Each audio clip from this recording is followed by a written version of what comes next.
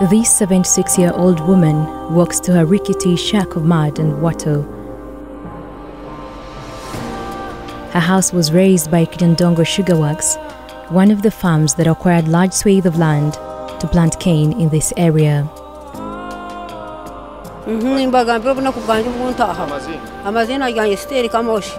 Hati amaju bakagashenya gashengenje bakadishenya babirimba guza byona banshenyera amaju banshenyera njyaho ko katingira kurara tingira kusara ndara mu maju gabane mpangisa ne kupangisa sente dimpademu tinira wo kusura nsura bweru. Emotions in her family run like a fickle stream. She has lived here for decades, as well as her daughters, who have an attachment to this piece of land. Amanya bampita Joyce barekera nange ono ye mama wange nze najja wano setegera nabwe najja nazalibwa wano ne tata yebase wano nze bampita Jeni na muhoro barekera ekyantuka ko kyekyo ekyokusenya amayumba ne bagara biri kimu kyona ettaka ne baririma ndi kunsuko kuno kwembonabonera nente zisura bweru wakati omubira bakamura bakikinda zashenye badishenya ninteka kwendera ni badishenya zona banshenyere n'ebintu byanje babyonona n'amayumba bagotya.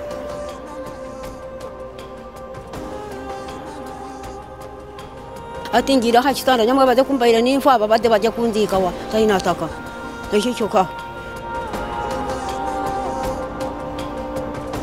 She's weak and ailing, but her last wish is to be buried in this area, which she calls her ancestral cradle.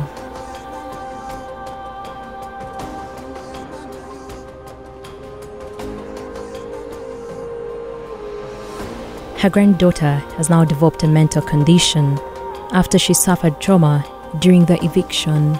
Ate warwe kintu kyaja kino ekyali kikomaninga amayumba nga kigasenya kyatabura n'omwana wange omutoka to mwana wange tali bulungi owulidde. Across these homesteads are children who crowd around the only water source in this village, which is a borehole.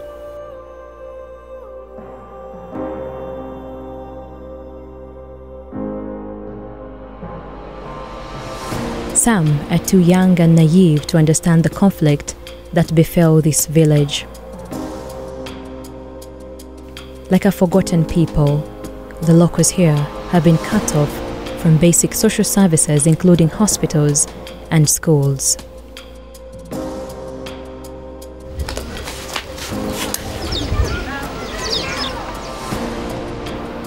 Kiryandongo district, located in western Uganda, is a melting pot of ethnicities. In the mid-90s, it became a converging point for weary families fleeing conflict in the war-wrecked northern Uganda and catastrophes as locals fled Bududa after mudslides ravaged the area and left a trail of death and despair.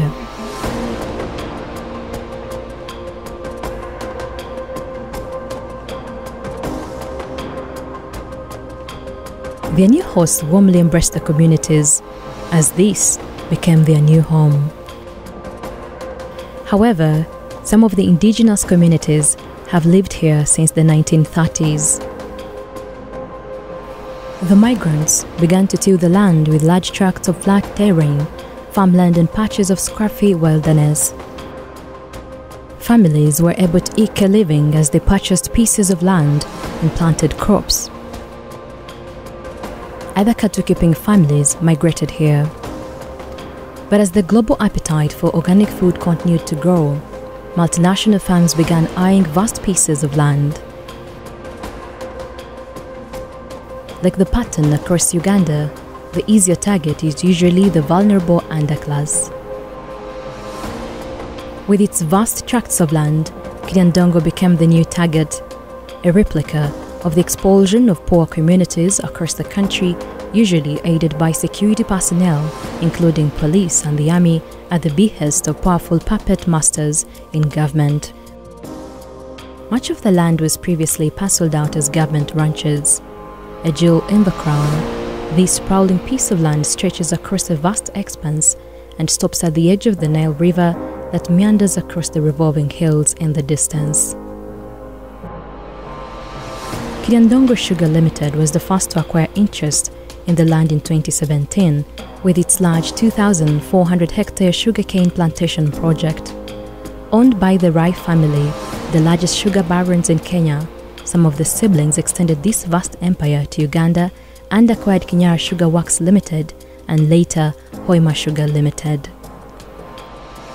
According to company registration documents, Rai Group, which owns numerous sugar companies and other forestry and agribusiness companies across Eastern and Southern Africa, is registered under Mauritius-Based holding company. Mauritius is a safe haven shadowed by financial secrecy, with the island state overseeing legal but questionable processes that have allowed global companies to siphon millions of tax dollars away from low-income African nations.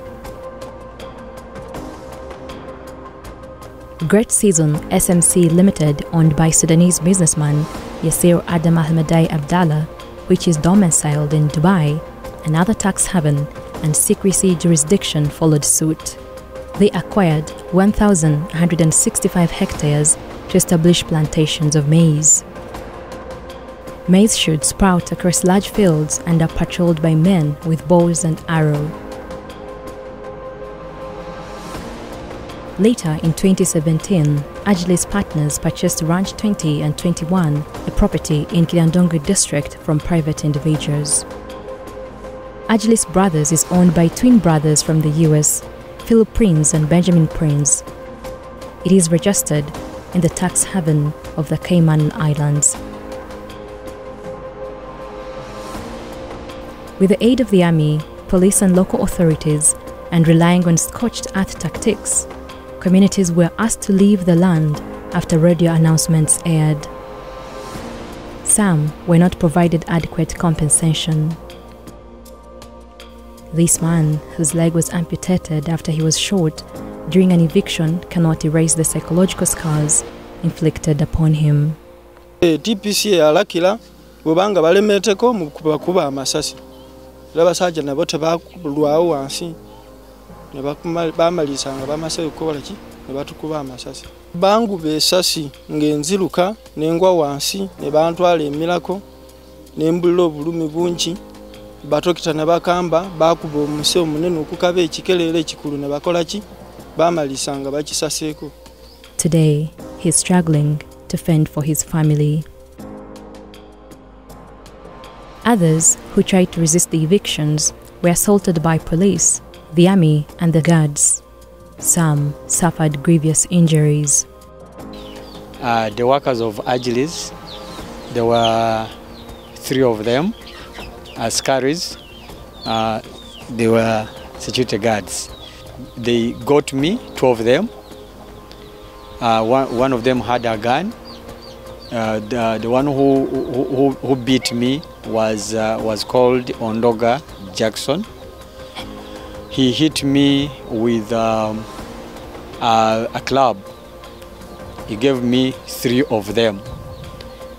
One of them, I was beaten here at my back, and another one was here. Nze Kazasya David. Ekyantuusaako obulabe balaalo ab'omuzungu. Kati bwe bajja nga balunda bagamba nti za muzungu. Ne baliisa kasooli wange. N'omusajja bwe nali ngoba ente, omulala n'afuluma emabega. Kanti ngoba nte zive mu kasooli. Kwe kunfuluma emabega n'asitula. N'agala anfuula nsookewo ki obwenyi.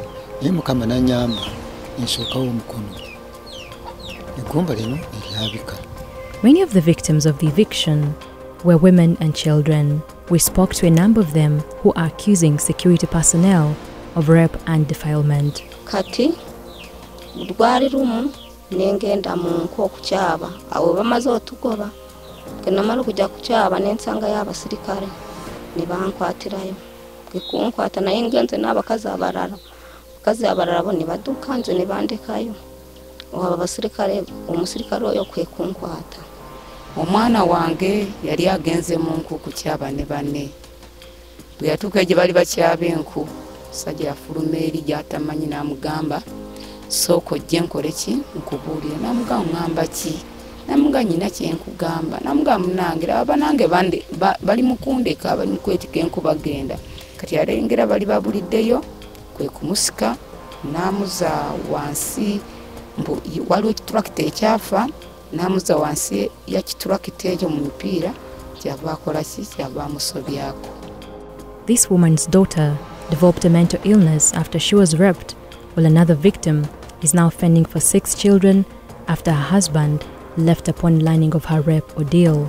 Kati nasituka nengenda waka kutuka waka nkabwomanya abantu amawulire nikakora ki nikasaasana nibogera ebigambo kati bwe bamala kwogera ebigambo omwami wange bwe yakomawo nabiwulira bwe yabiwulira omusajja nansuurawo n'abaana 6.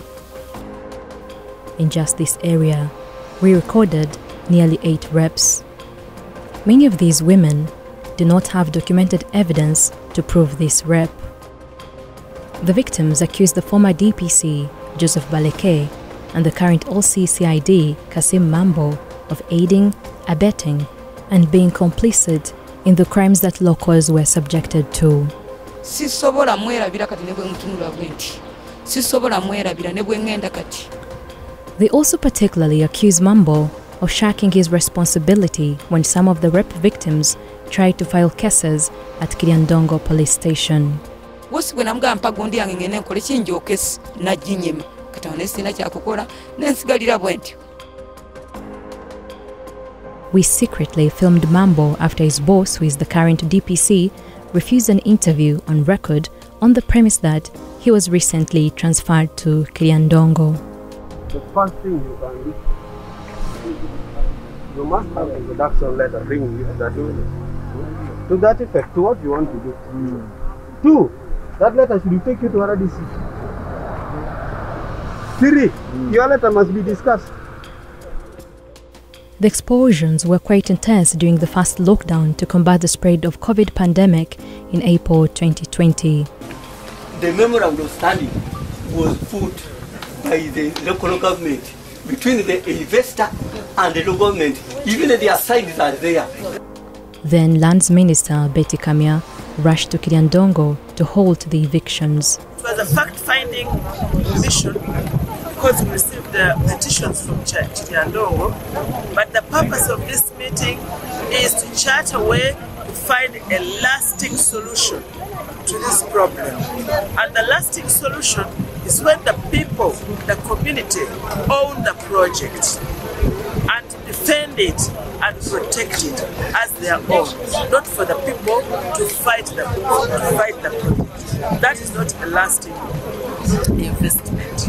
So we have agreed that for now, there's going to be no more evictions until we solve this problem. But not even her impassioned pleas could rescue the communities from the clutches of the powerful multinational firms. This is a matter which has been repeated I don't know how many times. It has gone to Parliament, it has gone to IGG, it has gone to State House, anti-corruption, and nothing viable was found out. The document is here.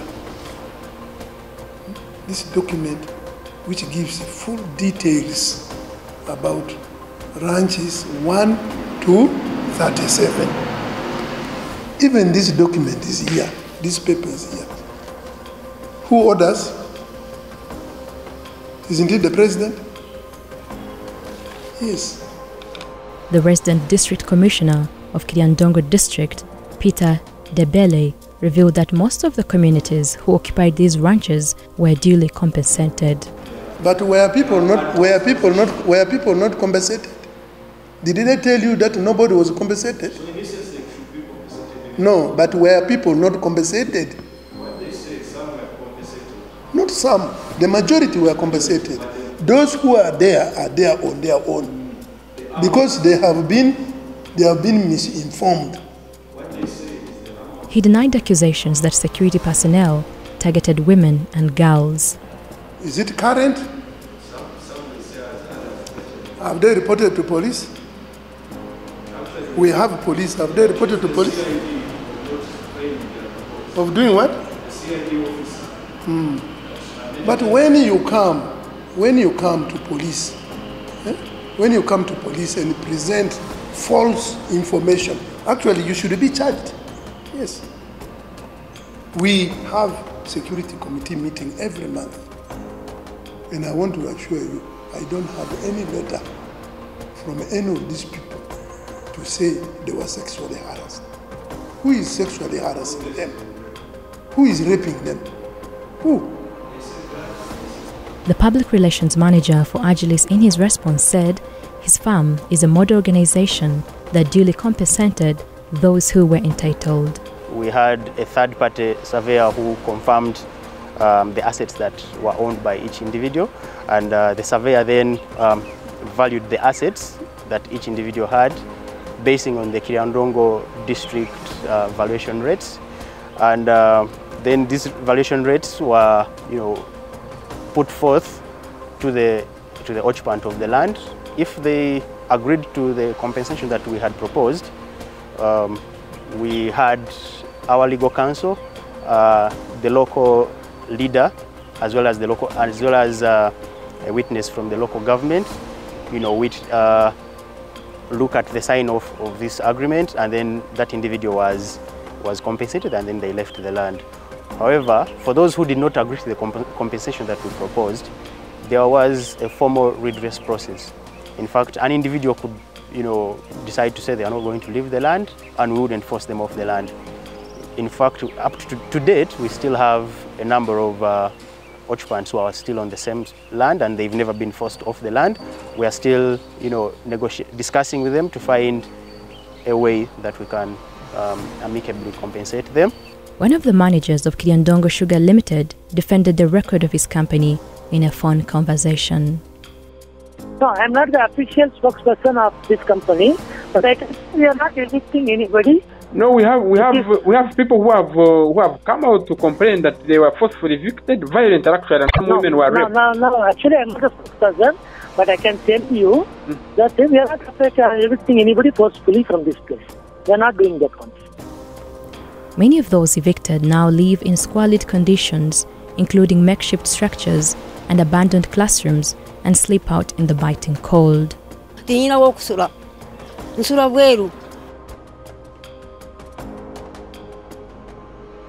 Sometimes, a meal of dry cassava is all that this family could afford.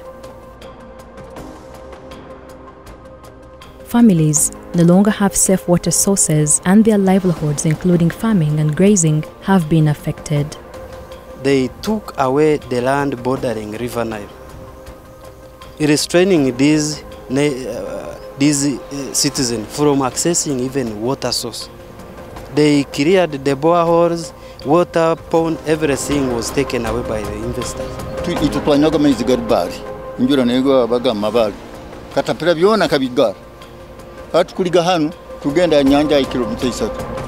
Today, they work as serfs on the farms where they earn a pittance.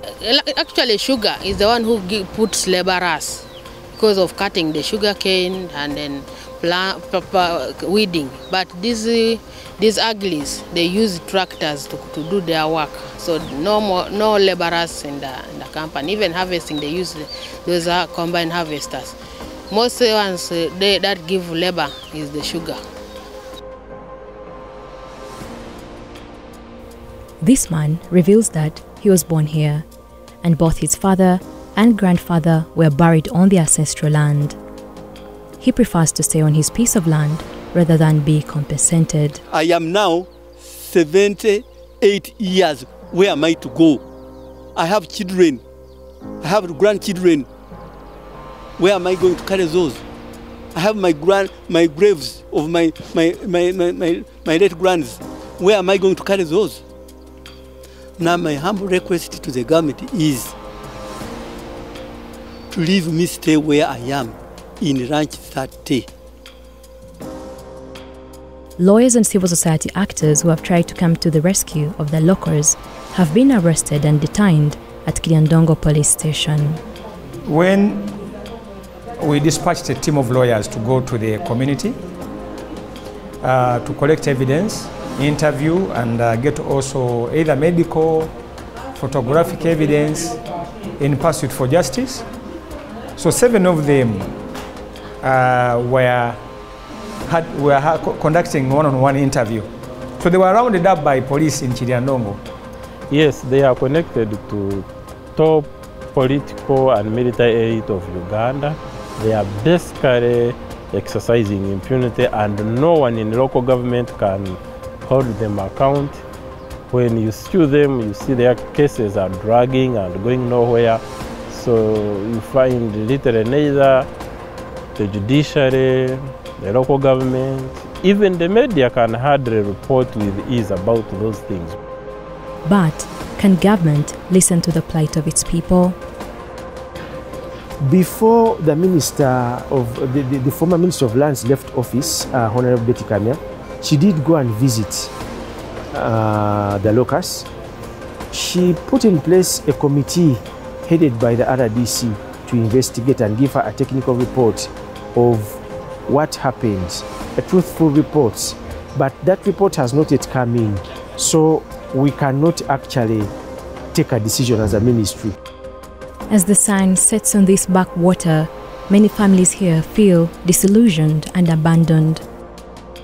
In the place of hope lies trepidation.